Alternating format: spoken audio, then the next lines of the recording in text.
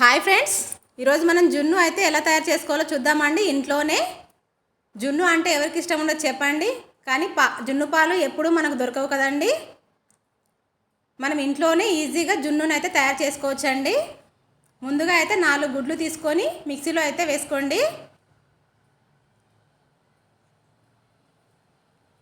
ఇప్పుడు 1/2 కప్పు బెల్లం తీసుకొని అది కూడా మిక్సీలో వేసుకొని 2 కలిపి మిక్సీ అయితే పట్టుకోవాలండి మెత్తగా. చూడండి, ఈ విధంగా పట్టుకోవాలి. ఇప్పుడైతే ఒక గిన్నెలో ఒక ప్యాకెట్ పాలైతే తీసుకోండి.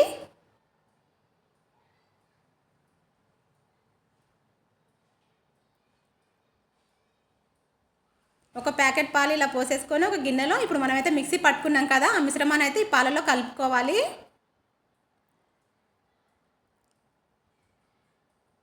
చాలా ఈజీగా చేసేసుకోవచ్చండి ఇంట్లోనే. ఇప్పుడు దీంట్లో కొద్దిగా యాలకుల పొడి అండి, ఒక 2-3 దంచి యాలకుల పొడి అయితే వేసేసుకోండి. కొద్దిగా మిరియాలు దంచుకొని పొడి దాన్ని కూడా వేసేసుకోవాలండి. ఇప్పుడు మొత్తం ఒకసారి కలపండి. కొద్దిగా వెనిలా ఎసెన్స్ వేసుకోండి, ఎగ్ స్మెల్ అనేది రాకుండా ఉంటుంది. ఒక 2-3 డ్రాప్స్ అయితే వేసుకోండి. ఇప్పుడు మనం ఏ దాంట్లో అయితే జున్ను తయారు చేసుకోవాలనుకుంటున్నామో ఆ గిన్నెలోకి అయితే మొత్తం వడకట్టుకోవాలండి ఒకసారి.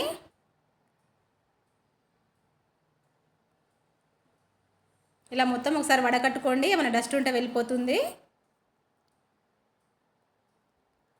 ఇప్పుడు పొయ్యి మీద వెడల్పాటు ఒక గిన్నె పెట్టుకోవాలండి. దాంట్లో కొద్దిగా వాటర్ వేసుకొని ఒక స్టాండ్ని అయితే పెట్టుకోవాలి. మనం జున్ను వేసుకున్న గిన్నె ఉంది కదండి, అదైతే ఇలా పెట్టుకోవాలి. దాని మీద ఒక మూత అయితే పెట్టుకోవాలి. పైన ఒక మూత మూసేయండి. లో ఫ్లేమ్లో ఒక 20-30 నిమిషాలు అయితే ఉడికించుకోవాలండి ఇది.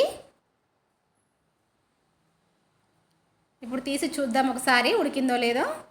20 నిమిషాలు అయితే ఉడికించుకున్నాము. ఒక స్పూన్తో ఇలా కుచ్చి చూస్తే అంటుకోకుండా వచ్చిందంటే మనకు జున్ను రెడీ అయిపోయినట్లే అండి. అంటుకోవట్లేదండి, రెడీ అయిపోయినట్లే. ఇప్పుడు పక్కకు తీసి దాన్ని కొద్దిగా చల్లారనివ్వండి. చల్లారనిచ్చాక ఇలా కట్ చేసుకోండి. చూడండి, గడ్డ లాంటి జున్ను అయితే రెడీ అయిపోతుంది.